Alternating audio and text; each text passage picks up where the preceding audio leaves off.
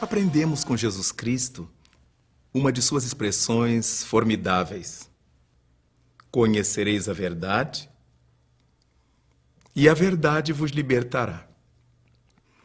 Ora, nós ouvimos isto do Mestre há 21 séculos. E não nos parece que essa expressão seja bem compreendida por nós, pela humanidade cristã. Ouvimos algo semelhante nas falas de Buda. Ouvimos algo parecido nas falas de Lao Tseu, de Zaratustra, que estavam sempre conclamando sua gente a esse amor à verdade, em prol de uma vida melhor, de uma vida livre. Nesses 2 milênios que nos separam da vinda de Jesus Cristo à Terra, temos-nos visto cada vez mais escravizados. Somos escravos, por exemplo, do nosso temperamento. E chegamos a afirmar: quem gostar de mim tem que ser como eu sou. Eu sou assim. As pessoas não têm noção de que nós chegamos à Terra como somos, mas não é para que saiamos do mesmo jeito. É para que durante a vilegiatura humana, a trajetória humana, nós nos modifiquemos, nos transformemos, uma vez que a Terra é uma grandíssima escola das almas, uma grandíssima escola de todos nós. Mas temos sido escravos do nosso temperamento. O gênio ruim. Há pessoas que têm pavios curtos, outras têm-nos curtíssimos. E há pessoas que nem pavio têm. Mas como, se nós estamos na marcha para a liberdade, aprendemos o malefício do mau gênio, do mau temperamento, da irritabilidade, malefícios sobre a mente, malefícios sobre o corpo, mas nos mantemos assim. Há outros que são escravos dos vícios. Se não estiverem embriagados, não estão bem. Se não estiverem mal cheirosos de tabaco, dentes amarelos, bigodes, unhas amarelas, o tabaco vazando pela sudorese, elas não estão bem. E aí vamos achando aqueles que são escravos da marihuana, da maconha, da cocaína, do crack, do êxtase, de toda essa sorte de loucuras químicas ou bioquímicas que a criatura vai achando no sentido de fugir. Fugir de si mesma. Fugir dos problemas do mundo. Mas continua escravo. Não adianta muitas vezes dizer dos malefícios que elas estão provocando à própria saúde. Saúde cerebral, saúde mental, saúde orgânica de um modo geral. Não vale mostrar-lhes as amputações, os internamentos hospitalares, muitas vezes psiquiátricos, ou a própria visão da morte. Para quem é escravo dos vícios, parece que nada disso é verdade, até o dia em que ocorre. Mas ainda nos vemos escravos do medo. Há pessoas na Terra que têm medo de tudo.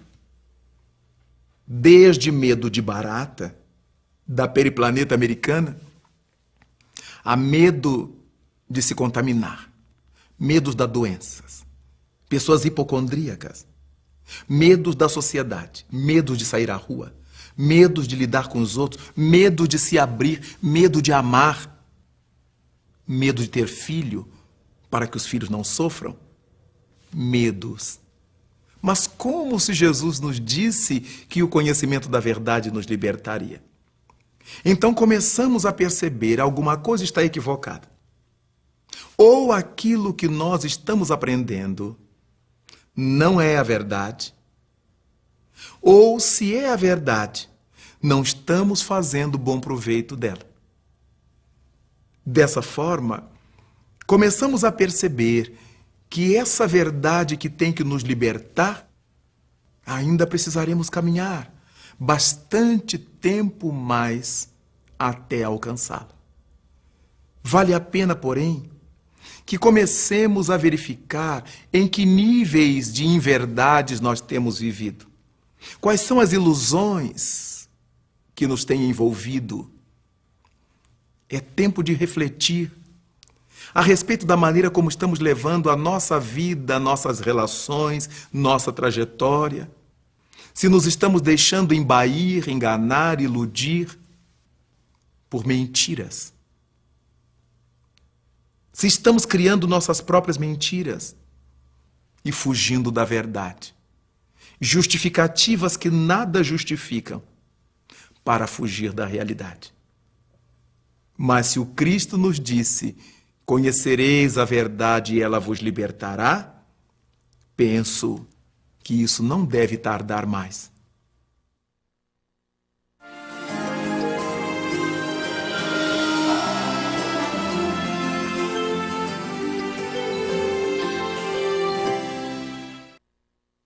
Quando nós pensamos nessa questão da necessidade de buscarmos a verdade, é muito comum que as pessoas que querem fugir desse questionamento a si mesmas fiquem se perguntando o que é a verdade.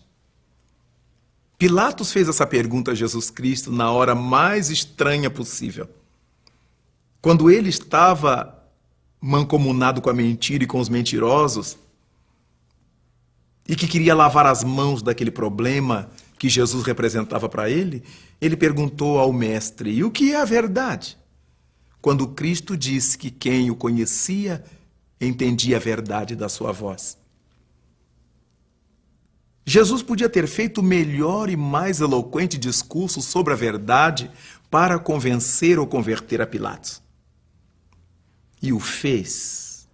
E o discurso mais eloquente que Cristo fez para Pilatos foi silenciar.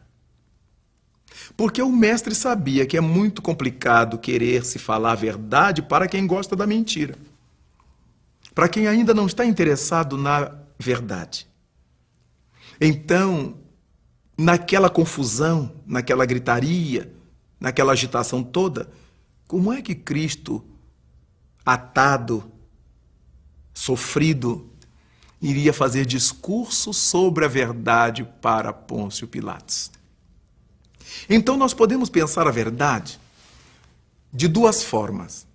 Nós podemos conhecer a verdade, ou seja, tomar informações sobre ela. Não, eu conheço tudo isso, eu já sei tudo isto, em nível meramente intelectual.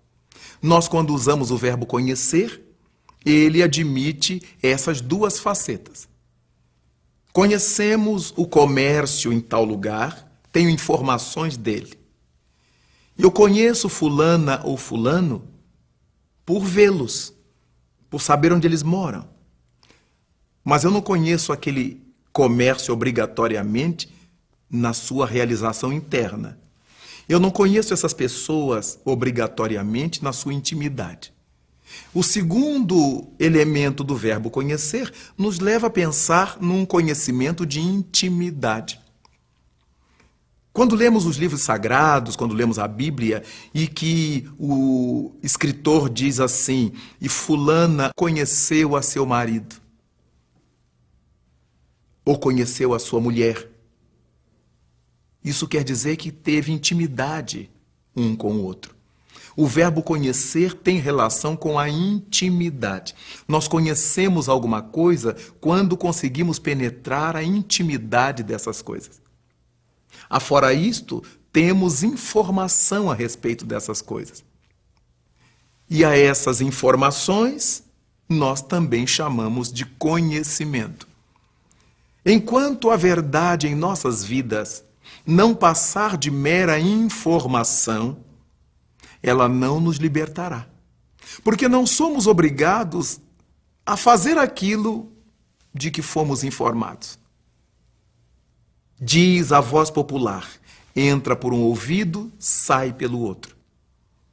Daí então, a verdade só conseguirá ser trabalhada por nós, vivida por nós e, por conseguinte, nos libertar, quando for o segundo entendimento do verbo conhecer, quando tivermos intimidade com a verdade. Quando a verdade passar a ser uma vivência nossa, um estilo de vida nosso. Aí então, por amar a verdade, por respirá-la, por se sensibilizar com ela, a criatura humana então conseguirá se libertar. Por que eu vou manter meu temperamento desse jeito? Se ele está me fazendo mal? Qual é a razão de eu ter medo disso ou daquilo? Eu preciso temer a mim mesmo, minhas reações, já que é o que sai do homem que faz mal ao próprio homem. E por que é que eu vou me barafustar por esses caminhos de droga, de drogadição, de dependência química?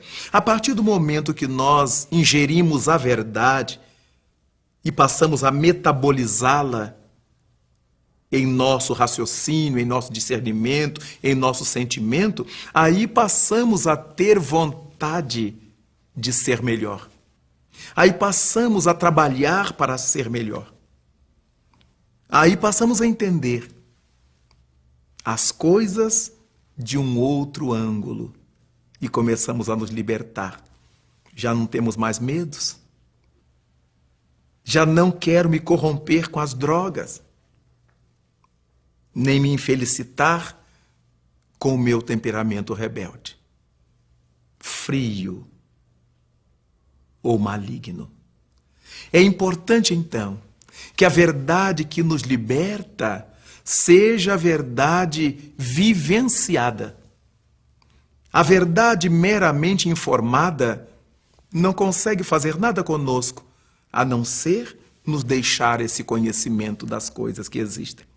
Mas para que sejamos felizes verdadeiramente, a partir do conhecimento da verdade, é necessário que mergulhemos nela e deixemos que ela mergulhe em nós, fermentando de paz e de luz as nossas entranhas.